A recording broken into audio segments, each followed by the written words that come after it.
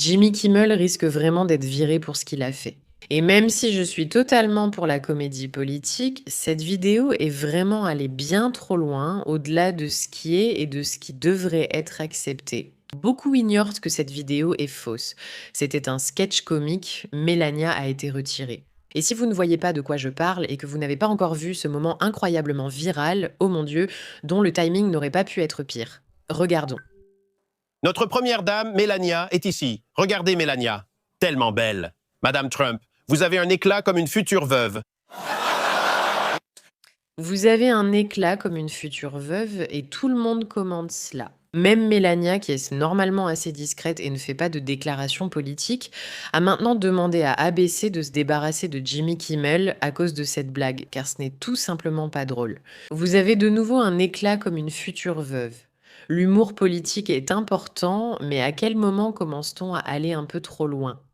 Bien au-delà de l'acceptable, lisons ce que Donald Trump disait. Waouh, Jimmy Kimmel, pas drôle selon ses mauvaises audiences, a fait une déclaration vraiment choquante dans l'émission. Il a diffusé une fausse vidéo montrant Melania et Baron comme s'ils étaient dans son studio à l'écouter, ce qui était faux et n'arrivera jamais. Il a ensuite déclaré: Notre première dame Melania est ici. Regardez Melania, si belle, Madame Trump, vous avez un éclat comme une veuve en devenir. Je n'arrive littéralement pas à croire qu'il ait dit ça. Le lendemain, un homme armé a tenté d'entrer dans la salle de bal pendant le dîner des correspondants de la Maison-Blanche, muni d'un fusil à pompe, d'un pistolet et de couteaux, avec une intention sombre évidente. Je suis heureux que beaucoup soient choqués par l'appel haineux de Kimmel à la violence. Normalement, beaucoup ne réagiraient à rien de ce qu'il dit, mais là, c'est trop. Disney et ABC devraient immédiatement renvoyer Jimmy Kimmel. Merci de votre attention, cette affaire. Président Donald J. Trump. Maintenant, j'aimerais savoir, pensez-vous qu'il devrait être renvoyé pour cela? J'ai beaucoup d'opinions moi-même, mais écoutons ce que vous avez à dire. En ce moment, la première dame, Melania Trump, appellerait apparemment ABC à renvoyer Jimmy Kimmel. Ceci répondrait à une séquence diffusée par Kimmel quelques jours avant le dîner des correspondants de la Maison-Blanche. Vous entendez le mot? Apparemment, non, pas apparemment. Je vais vous montrer le tweet, exactement ce que Melania a dit. Et il semble que ce n'est pas qu'il semble que ce soit, c'est directement lié. Voyez ce qu'ils font pour éviter des poursuites. Avant de découvrir la réponse de Melania, pensez à vous abonner. Bienvenue sur Pushback, je suis Meraka, votre animatrice. Nous résistons à la folie de ce qui se passe en ligne en ce moment. Dans ce segment, Kimmel a dit que la première dame avait l'éclat, je cite, d'une future veuve. Et maintenant, nous avons cette réponse. La première dame a écrit la citation suivante sur X. Lisons-la nous-mêmes, c'est bien plus intéressant qu'écouter un commentateur agaçant. La rhétorique haineuse et violente de Kimmel vise à diviser notre pays. Son monologue sur ma famille n'est pas de l'humour. Ses paroles sont corrosives et aggravent le mal politique en Amérique. Des personnes comme Kimmel ne devraient pas pouvoir entrer chez nous chaque soir pour diffuser la haine. Kimmel lâche, se cache derrière ABC qui le protège constamment. Ça suffit. Il est temps qu'ABC agisse. Combien de fois la direction d'ABC tolérera-t-elle le comportement inacceptable de Kimmel envers notre communauté? Bien sûr, Jimmy Kimmel va maintenant le défendre, ce qui pose vraiment problème. Nous avons aussi d'autres personnes, comme Sage Steele et Caroline Levitt, qui avaient beaucoup à dire. Nous devons analyser cet argument car je suis contre la censure politique. Je ne crois pas à la censure. Je ne pense pas qu'on doive s'opposer aux gens ni leur causer des ennuis. Enfin, non, je crois qu'on doit leur causer des ennuis pour ce qu'ils disent, car cela reflète leurs convictions. Et je pense que c'est la ligne constante que beaucoup d'entre nous suivent, à savoir que l'humour, c'est drôle, il doit pouvoir franchir des limites. Il doit pouvoir dire des choses qui nous font réagir, mais en même temps, à quel moment cela commence-t-il à encourager des comportements violents? Parce que nous savons tous que la tentative d'assassinat contre le président Trump est directement liée à sa consommation de médias diffusant cette propagande haineuse. Et c'est l'une de ces questions qui n'est pas très tranchée. Une grande partie du manifeste de l'auteur présumé de l'attentat se confond avec les propos que nous entendons chaque jour de nombreuses personnes.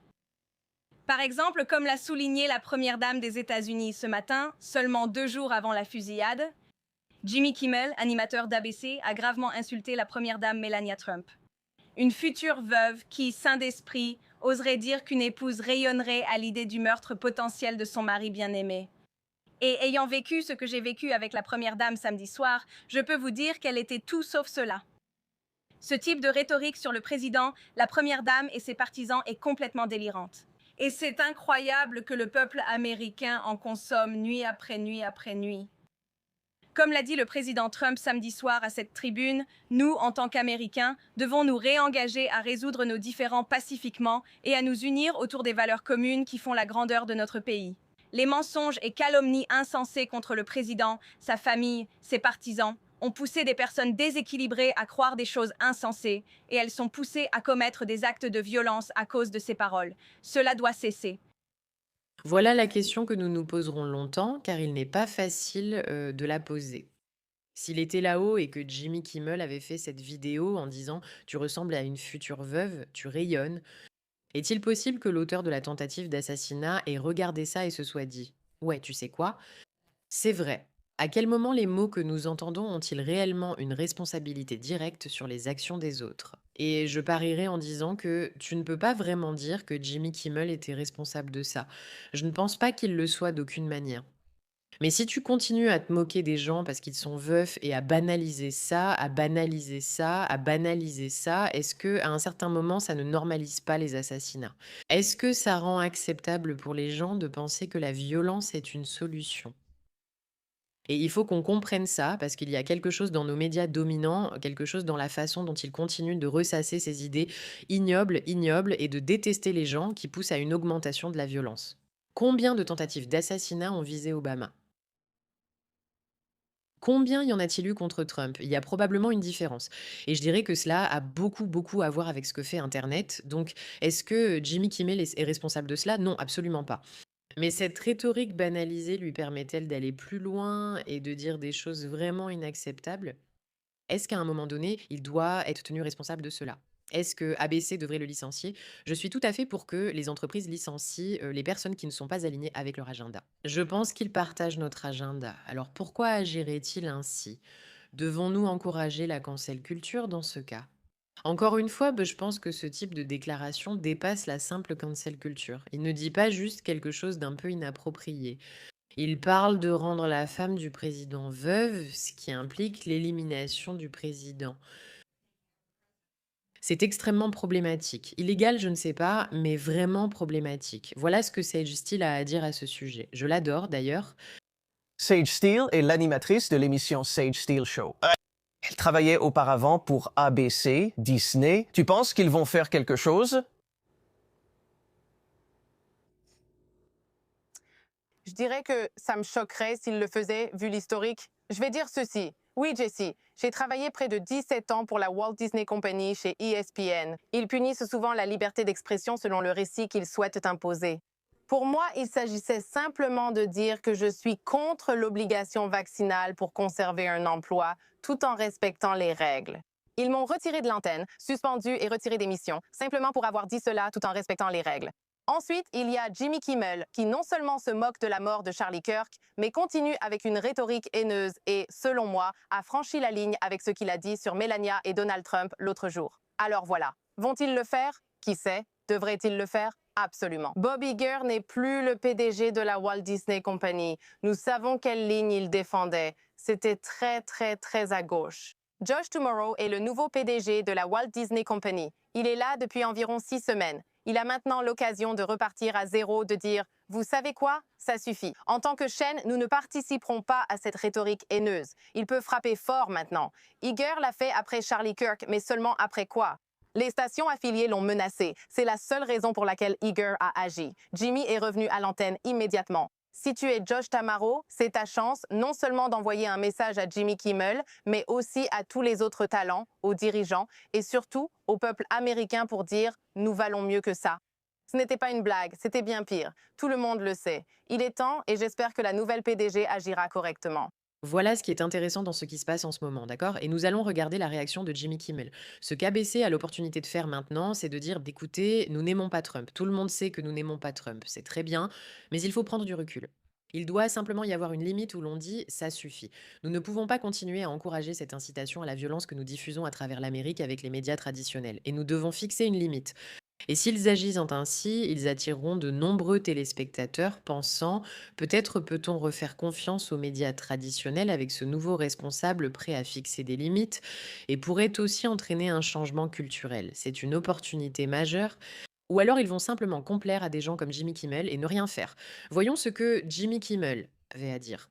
Donc, jeudi, 3 jours avant l'événement, afin de préserver cette tradition chère, j'ai fait ma propre version du dîner des correspondants dans mon émission. J'ai mis un smoking. Nous avons fait semblant d'avoir un public de personnalités éminentes. Nous avons utilisé de vieilles images des Trump, de Pete Hegseth, J.D. Vance, Kid Rock, Vanilla Ice, tous les membres de son cabinet. Nous avons fait en sorte qu'ils paraissent tous réunis et organisé un petit roast. Encore une fois, c'était jeudi et il n'y a pas eu de grosses réactions jusqu'à ce matin quand j'ai commencé la journée en faisant face à une nouvelle déferlement nauséabond sur Twitter.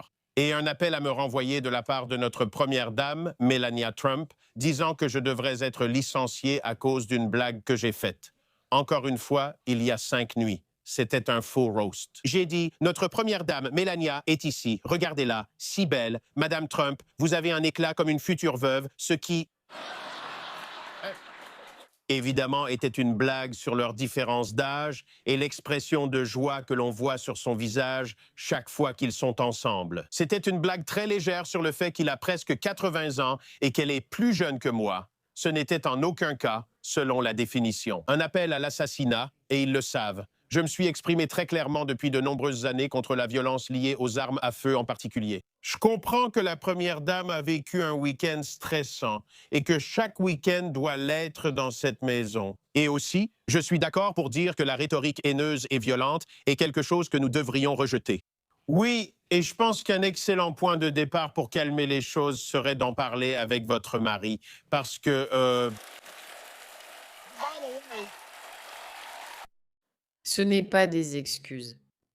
Ce ne sont tout simplement pas des excuses. Bref, c'est pour ça que les gens pensent que c'est acceptable. Ce n'est pas lui, ce n'est pas seulement l'humour, c'est juste cette rhétorique qu'on voit en ligne sans arrêt, sans arrêt, sans arrêt, sans arrêt, sans arrêt. Les gens trouvent ça drôle d'entrer dans la chambre de leur mari, ils trouvaient ça drôle. C'est juste que les gens trouvent drôle de faire des choses qui ne le sont plus du tout. Et malheureusement, cela a des conséquences vraiment graves. C'est pourquoi, les gars, faites attention. Faites attention à qui vous écoutez et ce que vous consommez, car cela peut avoir un impact durable. Et il n'essaie clairement pas d'être responsable avec le contenu qu'il vous propose. Merci de votre attention à ce sujet.